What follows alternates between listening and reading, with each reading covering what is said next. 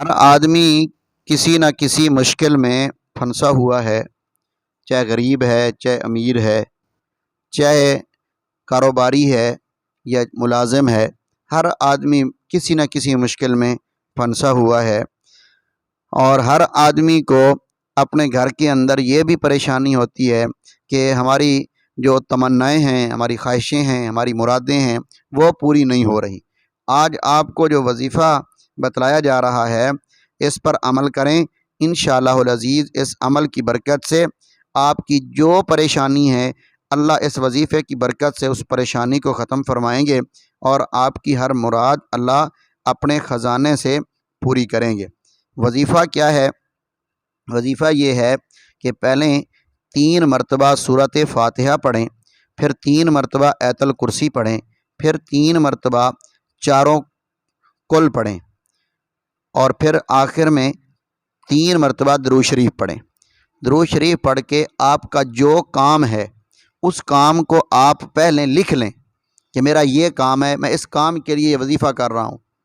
تو یہ پڑھ کے 3 مرتبہ فاتحہ، 3 مرتبہ آیت الکرسی، 3 مرتبہ چاروں کل اور 3 مرتبہ درود شریف پڑھ کے آپ نے دعا مانگنی ہے۔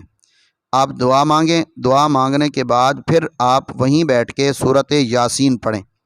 سورۃ یاسین پڑھنے کا طریقہ یہ ہے کہ سورۃ یاسین پڑھیں، جب پہلی مبین آئے تو اس پر رک جائیں، رک کے وہی دعا جو پہلے آپ نے مانگی ہے جس مقصد کے لیے، وہی مقصد اپنے ذہن میں رکھ کے اللہ تعالیٰ سے دعا مانگیں کہ یا اللہ میں نے اس مقصد کے لیے عمل کیا ہے، میرا یہ مقصد پورا کر دیں۔ پھر دوبارہ سورۃ یاسین شروع کر دیں، پہلی مبین سے آگے چلے جائیں، اب دوسری مبین آ جائے گی، اب دوسری مبین پر پھر رک جائیں، پھر وہاں دعا کریں، پھر تیسری مبین، پھر چوتھی، اسی طرح سورۃ یاسین کے اندر 7 مبینیں ہیں، 7 مبینوں پر آپ نے 7 مرتبہ دعا مانگنی ہے۔ تو انشاءاللہ العزیز یہ خاص عمل ہے جو ہمارے بہت بڑے اکابرین کا آزمودہ عمل ہے۔ سورۃ یاسین ویسے ہی قرآن پاک کا دل ہے، یعنی سورۃ یاسین پڑھ کے آدمی دعا مانگتا ہے تو دعا قبول ہوتی ہے۔ سورۃ یاسین 1 مرتبہ آدمی پڑھتا ہے تو اس کو اللہ رب ذوالجلال 10 قرآنوں کا ثواب عطا فرماتے ہیں۔ یہ بہت بڑی صورت ہے، تو اس لیے اس کو پڑھ کے آپ اپنی مرادیں، اپنی مشکلات اللہ کے سامنے پیش کریں۔ اللہ مشکلات کو بھی ختم کریں گے اور اللہ مرادوں کو بھی پورا کریں گے۔ شرط وظائف جتنے بھی ہیں ان کے لیے شرط یہ ہے کہ ایک تو 5 وقت کی نماز کا اہتمام کریں۔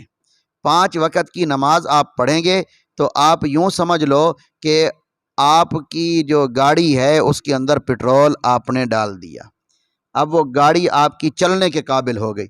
اب اس کے ساتھ اگر آپ نے کوئی گناہوں والا عمل ہے اس کو آپ ختم کر دیں۔ اگر گناہوں والا عمل آپ نے جاری رکھا تو یوں سمجھ لیں گاڑی چلتی تو ہے مگر گاڑی کے آگے رکاوٹیں بہت ہیں کہ وہ رکاوٹیں گاڑی کو چلنے نہیں دیتی۔ تو اس لیے گناہوں سے بھی اپنے آپ کو بچائیں، حرام کمائی سے۔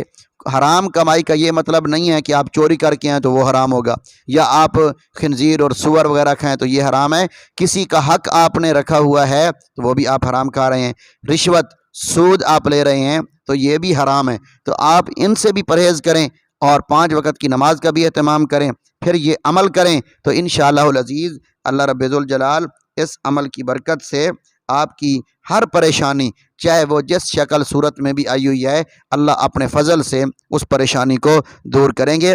ترتیب پھر سن لیں کہ پہلے آپ نے درود شریف پڑھنا ہے، پھر سورۃ فاتحہ 3 مرتبہ، آیت الکرسی 3 مرتبہ، چاروں کل 3 مرتبہ، پھر درود شریف 3 مرتبہ، پھر آپ نے دعا مانگنی ہے، پھر آپ نے سورۃ یاسین پڑھنی ہے، پہلی مبین پر آپ نے ٹھہر جانا ہے، وہاں پھر آپ نے دعا مانگنی ہے، پھر دوسری مبین پر ٹھہرنا ہے، پھر تیسری پر، پھر چوتھی پر، پھر اسی طرح 7 مبینوں تک آپ نے ٹھہرتے چلا جانا ہے۔ جب ایک مبین پر آپ روکیں گے، دعا مانگ لیں گے، پھر دوبارہ آپ نے سورۃ یاسین پھر شروع سے شروع کرنی ہے۔ تو اس طرح 7 مبینوں تک جا کے آپ نے یہ دعا مانگتے رہنا ہے، اور یہ عمل جو ہے یہ اس کو کم از کم 3 ہفتے تو لازماً کریں۔ اس عمل کو 3 ہفتے لازماً کریں۔ 3 ہفتوں تک اللہ پاک آپ کی مراد پوری کر دیں گے، نہیں تو 7 ہفتوں تک اس عمل کو لے جائیں۔ اللہ پاک عمل کی توفیق عطا فرمائیں۔ سبيل الدموع سبيل